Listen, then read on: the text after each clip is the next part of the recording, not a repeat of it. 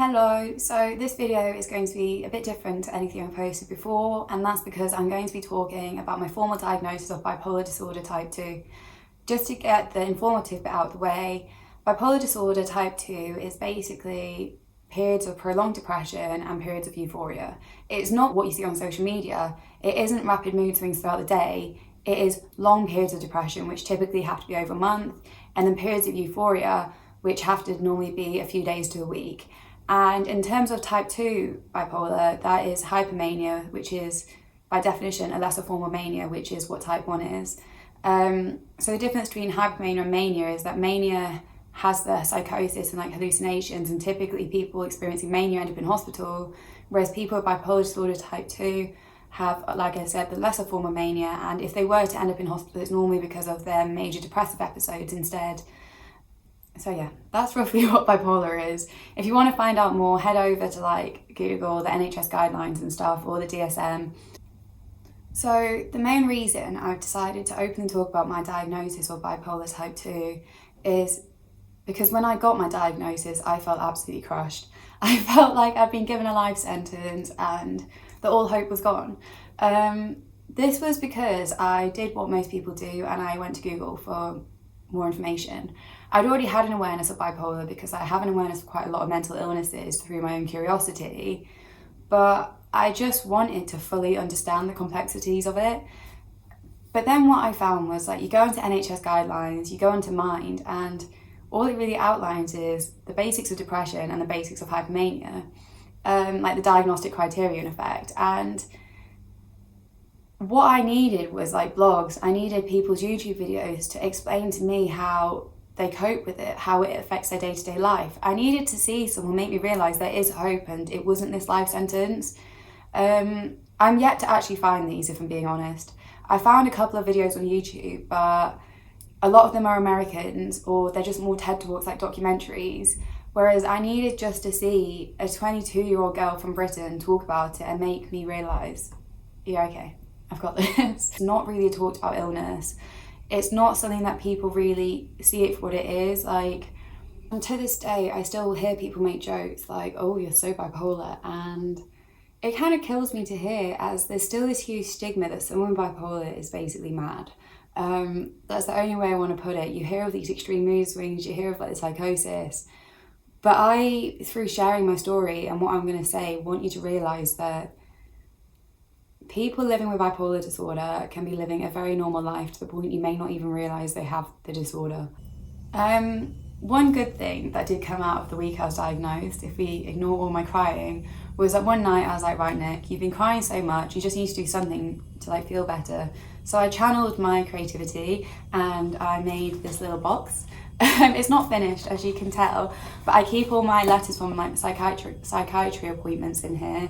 But I don't know if you know this, but some people speculate that Winnie the Pooh characters are based on mental illnesses. So Eeyore is meant to represent depression, Tigger is meant to have ADHD and periods of impulsivity, which is hypomania basically, and then Pooh is known for having eating disorder and piglet anxiety. But yeah, I think especially with Eeyore and Tigger, that's the only understanding I could really get at that point. And I was like, okay, let's just think about these fictional characters. I have considered for quite a while now how I would talk about what living with bipolar disorder type 2 is like. And I realised the best way to do this was to give you the explanation of how my diagnosis came about.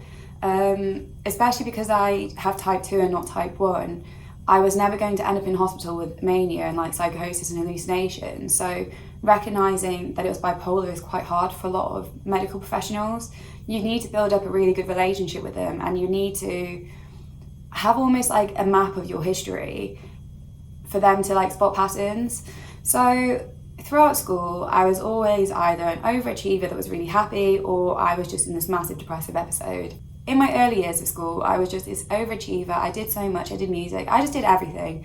And one of the main things I loved was creativity, which is obviously something that people can have anyway, but is a signifier of someone with bipolar. But then I got my first main depressive episode when I was around 12 to 13. I don't really know what got me out of it, and I am slightly aware of what may triggered it, but I just kind of got a bit better and then started my first year of GCSEs, and that was all okay. And then Second year of GCSE started and I just crumbled. My depression got really bad. I ended up in hospital because of it, and that's when my parents first kind of became aware of my depression. And I saw CAMHS. But then I got discharged from CAMHS not long after seeing them because I just miraculously got better.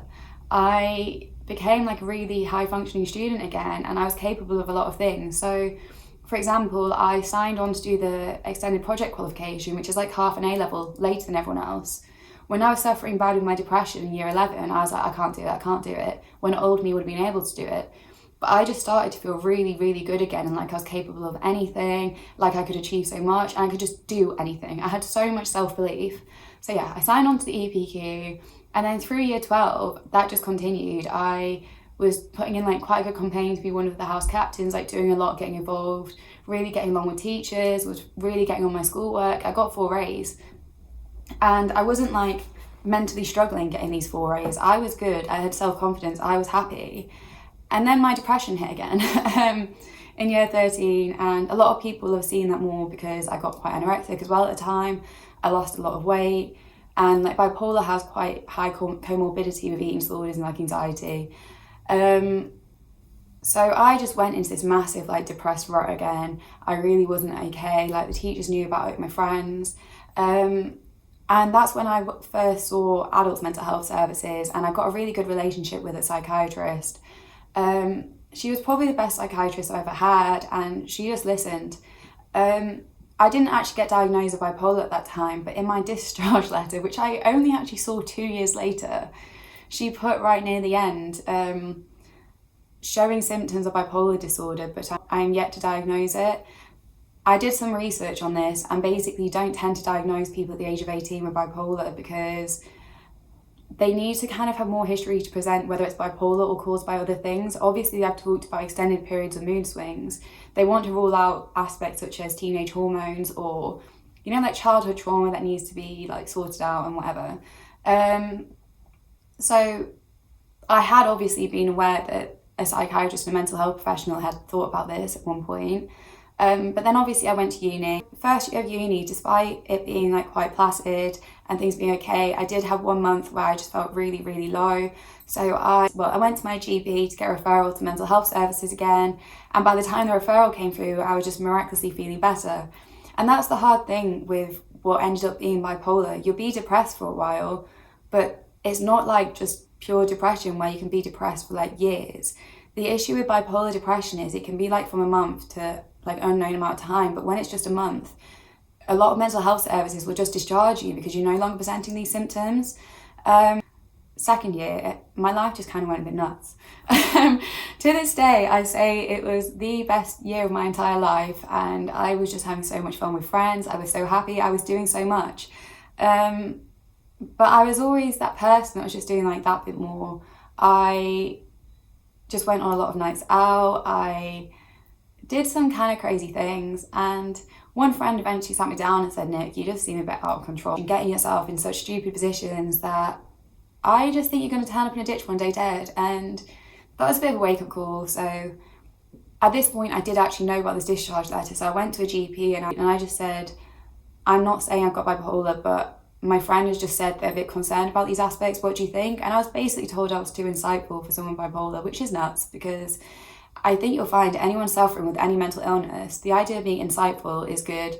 It shows they're aware of how their mental illness affects them. It shows they know, it shows they're considering ways of managing their mental illness. So it was just nonsense. So kind of like a few things happened, and this like what turned out to be a hypomanic episode ended, and then I was just like nothing for a while, which is fine. Like people have normal periods of mood with bipolar.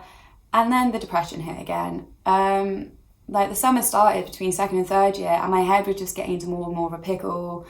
And that's why in September I went to the GP and said I need a referral as soon as possible to mental health services again. And I got lucky because I saw a psychiatrist within 2 months. And I brought like a rough map. Like I kind of went through my life backwards and wrote down all the main things that had happened, like main mood swings, main problems I had.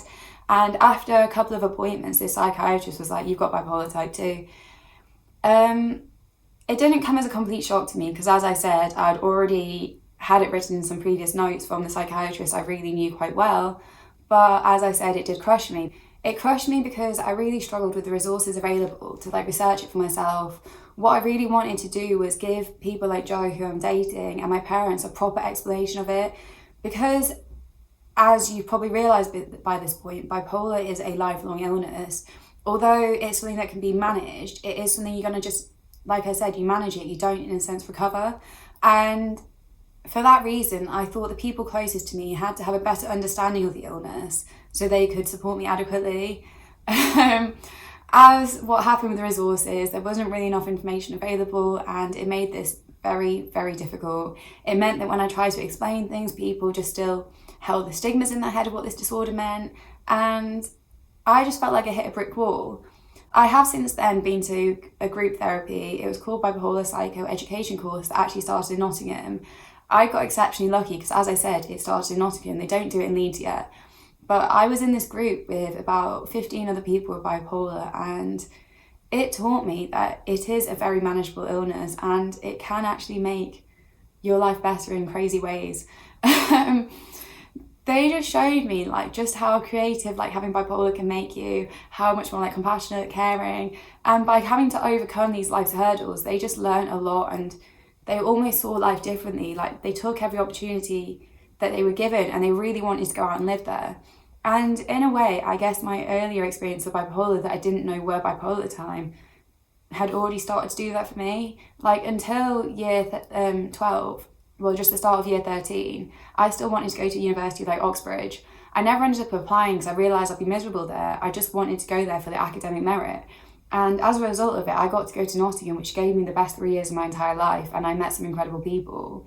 Again, like with my travelling I'm going to do in a couple of months, I would never have done it before because I was just so like on that narrow path of life that you think you have to do. But I really believe because of my bipolar illness, I've seen another part of life, and it's really helped me want to live and make the most of what I can do. But what also crushed me with this diagnosis was that I felt completely robbed. I was angry because, as I'd said, like when I was 18, it had been written in my notes that this psychiatrist thought I had bipolar disorder. And then I'd obviously tried to access help twice more at uni, and I was basically turned away because, like I said, you have depression, then you get better. They just don't have time for you anymore. Or I was told I was too insightful. The thing about bipolar is it's often not diagnosed, or it's misdiagnosed as another mental illness because mental health professionals don't sit down and give the person the time to map out their life, track like mood patterns and whatever. And like with me, my episodes were hypomania. As I was at uni at the same time, I think some people couldn't be bothered looking at the difference between a uni student that almost did a lot, maybe did some slightly reckless things, as being hypomanic versus just a uni student having a good time.